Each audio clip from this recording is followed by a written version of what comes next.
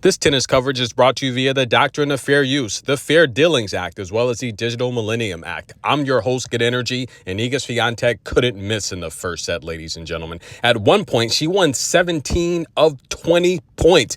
Very dominant. She would win the first set in 22 minutes. Make a wish, ladies and gentlemen, as the world's number one is back on the scene. You ladies had your go in D.C.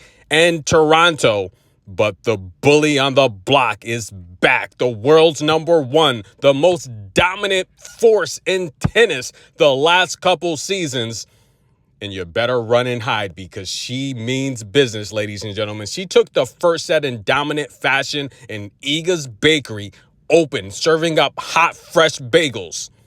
But as we fast forward to the second set, we have an official upset alert, ladies and gentlemen. I repeat, we have an official upset alert. Through this match so far, guys, as Varvara would take the second set in a tiebreak, Iga struggling to get her first serves in play about 60%, winning for most of the second set, less than 50% of her first serves, 60% of her second serves.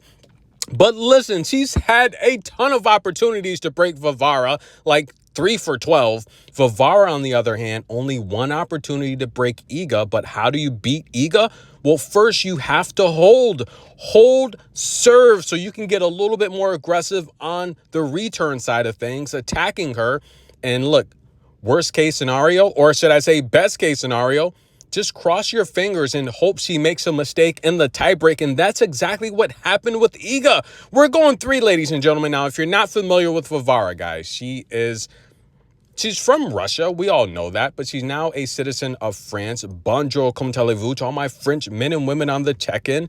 And listen, guys, the Ukrainian players still don't want to hear it. They still don't want to shake her hand. But the reality here, ladies and gentlemen, she's strong. She's physical. She's very fast. And she's a pretty solid defensive player. She can work on her faults, her double faults, her first serves. I think she could be a household name in terms of a top 30 player consistently for the rest of her career. Again, she's fast, she's strong, she's explosive. And right now, the tour is kind of, I don't know what's going on. I think Pegula said it best. There's just not a lot of good tennis being played. The ladies, they're all struggling, and that's what happens. I said this in a couple of videos ago. Look, you go to France, you go to Toronto, the next thing you know, you're becoming a tourist. But Iga Swiatek means business, ladies and gentlemen. We're going 3. Can she hold on? It's hot. It's humid. I don't think Iga really enjoys this part of the tour. They're going back to the smaller balls.